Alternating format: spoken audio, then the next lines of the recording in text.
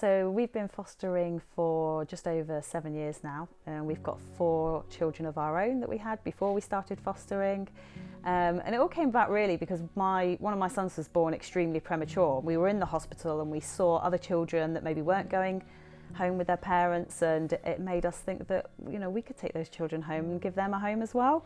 My husband actually was a child in a foster home, so his mum fostered when he was little, and so he's had the experience of being a child growing up in a foster home, and it's always something we wanted to do when our children were older. So yeah. So Isla is our youngest birth child. She was only 3 when we first called up to start fostering, so she doesn't have many memories of not having a foster child in the house. Well, I've kind of just grown up with having children in our house all the time, and it's kind of just become natural now, and it is still to now. It just feels like part of my life, and I don't think my life would be the same without it. The biggest impact it's had on our children has been how much empathy it's given them, and it's shown not just in the daily life when they walk around and how empathetic they are with other people in general, but it comes through in their school life. And all of our children, particularly Isla, we went for a parents' evening, and they were talking about how Isla goes out of her way to help the other children in the class, and when it's cooking, and she helped them wash up their pots because they didn't know how to wash up properly. And it wasn't something that she'd done for gratitude from anybody else, it was just something, she's just got a kindness in her heart, and I think that has definitely come from seeing the type of children that come to us and more of appreciation of the life that we have, and the life that we can give other children, so she uses that in her daily life. Well, we all come in a room, and then we get told we might be having a child coming, and we all just get all excited because we love having new children come into our house, and it's just exciting. We help get the clothes and the right toys and set up the rooms for how old they are, and yeah. For me, the most memorable moments are the small moments for me. It's when you see a foster child and you take them to see the beach for the first time and you see the delight on their face, or just something as simple as seeing the delight and pride in their face when they've put their own shoes on, because they've got lovely pretty shoes and they've managed to put them on their own.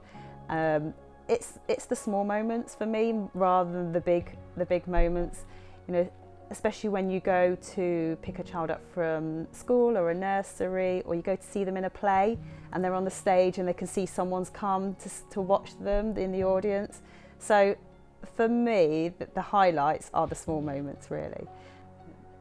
For me, it's after they've moved on to their homes, and it's just seeing their delight on their face, and when we go to see them after, and it's just how happy they are, and it just makes you feel really happy because you know you've done something for them.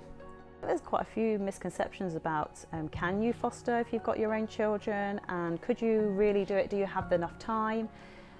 We really focus on giving one-to-one time with all of our children, not just foster children but our birth children as well. We make special arrangements to have time just with them, and I think it's important that we did that before and after being foster carers. We also we foster as a family, and we include our children in all the decisions we make about fostering.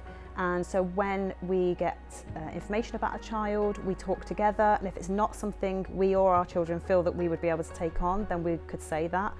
And I think it's important that our birth children are included in the decisions we make, and obviously keep them informed as well about where a child's going and what's going to happen to them. And I think it just makes children feel valued.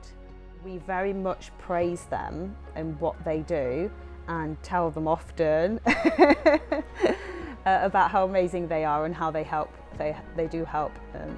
And I think as they've gotten older and now they're getting into teenagers, I think it's really, they really see it now. I think your eyes open as you get older, particularly as you're a teenager and you start to go in the wide world, and as to what type of families there are out there, and some need more help than others. And I think that sometimes people are a bit scared when you have your own birth children.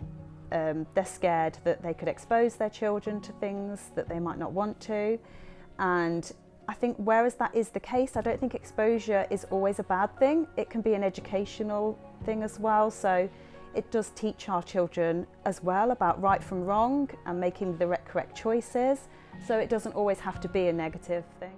And sometimes I think it's like, particularly with my children, exposure is good. I think talking about these things, it could be mental health or, in today's society, there's so many different things. I think it's important to get it open rather than shield them. We have a supervisor and social worker dedicated to our family, and they support not just us but our children as well. If they have any worries or concerns, they can go and explain and talk it through with them, and they have one-to-one with our children as well if they want to as well. Our local authority is actually really good at supporting birth children. They have especially event days, which you love, don't you? Which one did you do? We have like Sons and Daughters Day, we do Fostering's Got Talent, there's like Christmas parties.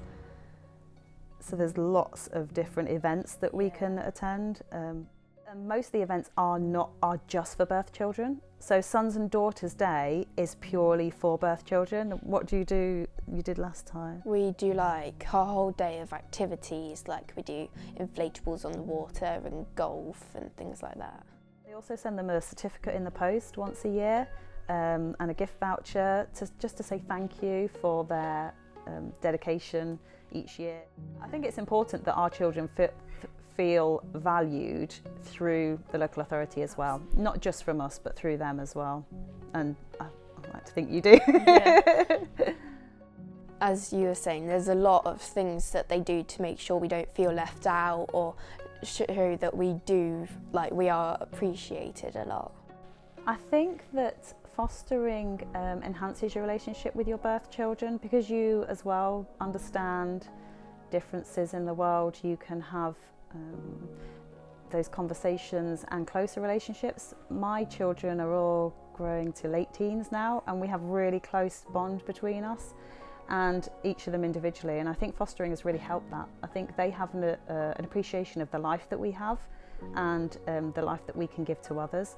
We do lots of other things outside of fostering by trying to help other people in other ways, and I think it's really positive for our children. I think for the future, I would like to think that our children will continue their empathy and the ability to go and help other people in their own world when they venture out and start their own lives.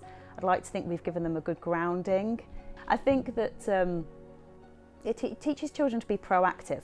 So if you have something that you want to do, not to be scared and just to go and give it a try.